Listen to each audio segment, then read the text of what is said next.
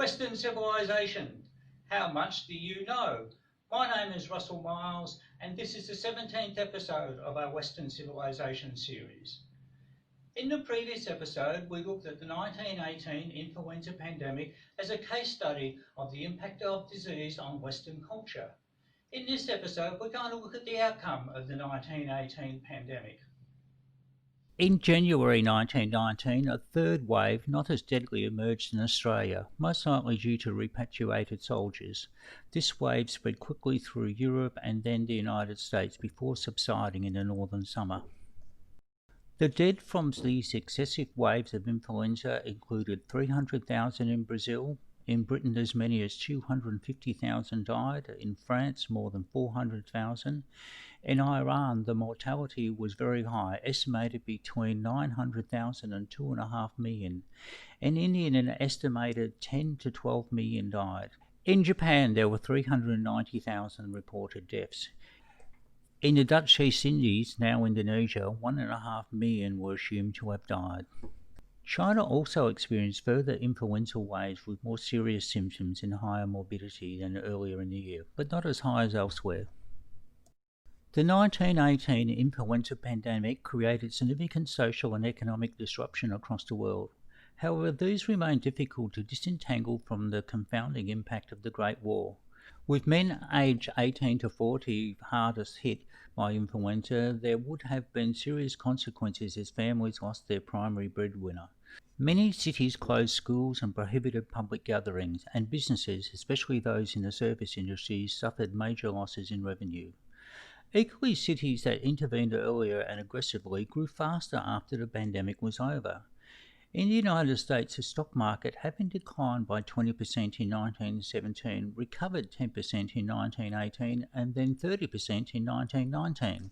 In Western countries, real gross national product actually grew, albeit modestly, by 1% in 1918. One explanation is government spending on war effort more than offset declines in private consumption and investment. The economy did eventually go into recession in 1922, with a collapse in commodity prices in post-war Europe.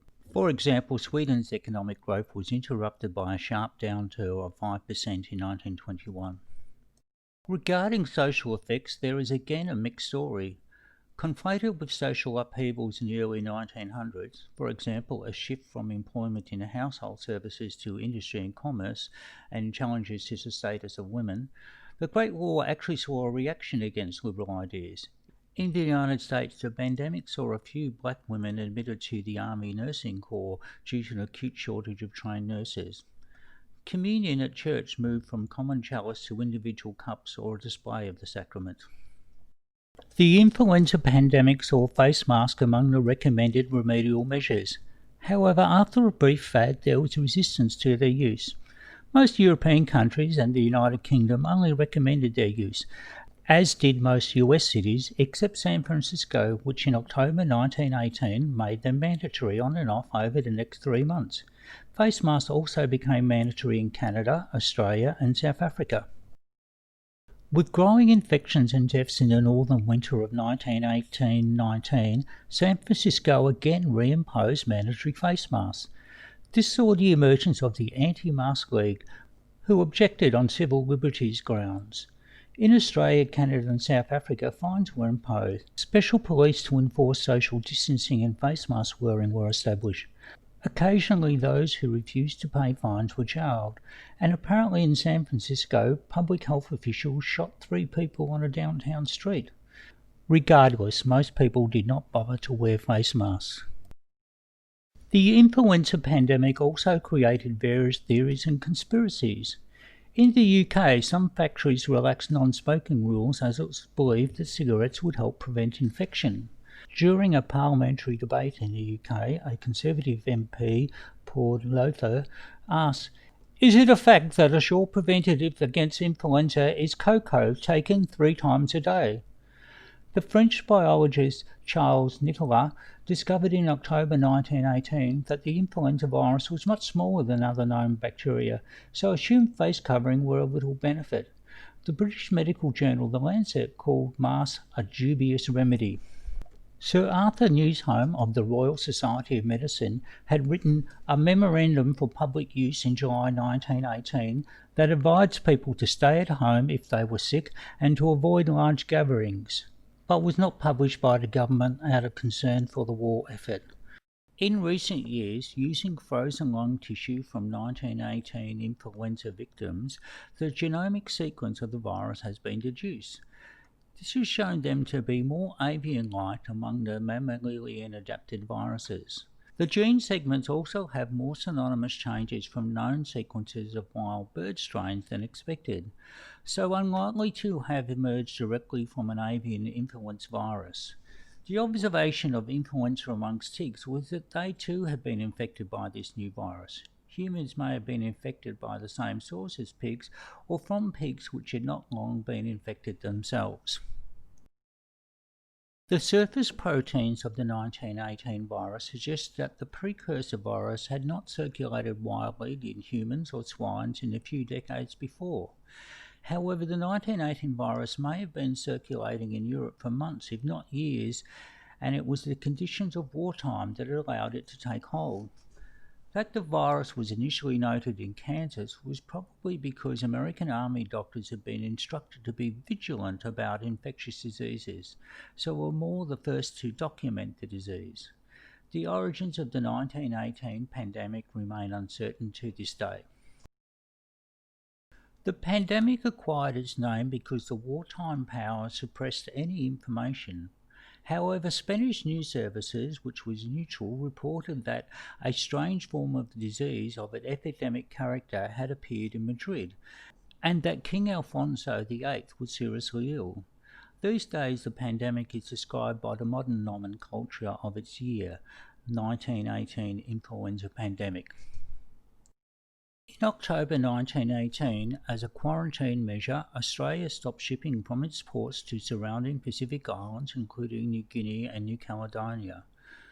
Over the 1920s, Pacific islands, including American Samoa, New Caledonia, Rotorua, Niue, Jalapeno Island, experienced influenza epidemics, although mostly with low mortality rates. In particular, we acknowledge with regret the decision taken by New Zealand authorities in 1918 to allow the ship Toulon, carrying passengers with influenza, to dock in our pier. As the flu spread, some 22% of the Samoan population died. It is judged to be one of the worst epidemics recorded in the world, and was preventable. Helen Clark, Prime Minister, New Zealand, 4th of June 2002. Cholera is an acute diarrheal disease that can kill within hours if left untreated. There are an estimated 1.3 million to 4 million cases of cholera each year, with 20,000 to 140,000 deaths worldwide.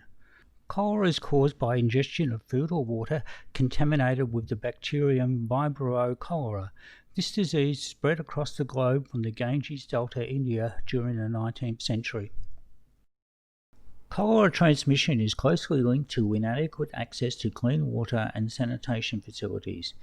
Typical at-risk areas include urban slums, refugee camps, and military encampments. Cholera is easily treatable through prompt administration of oral rehydration solution. Our next episode will be about cholera and the science of epidemiology, the pattern and nature of disease. In the meanwhile, John Snow was an English physician and is considered the founder of epidemiology.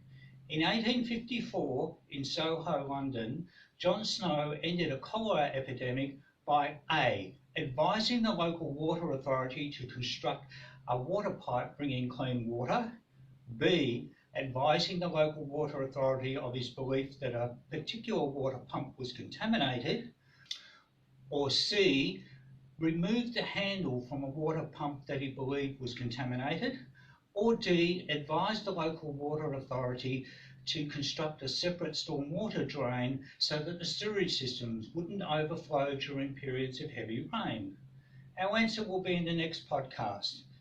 If you like this series, please subscribe and tick like. Let me know what you think in the comments below, and I can be contacted on rmiles@iprimerist.com.au. Thanks for listening.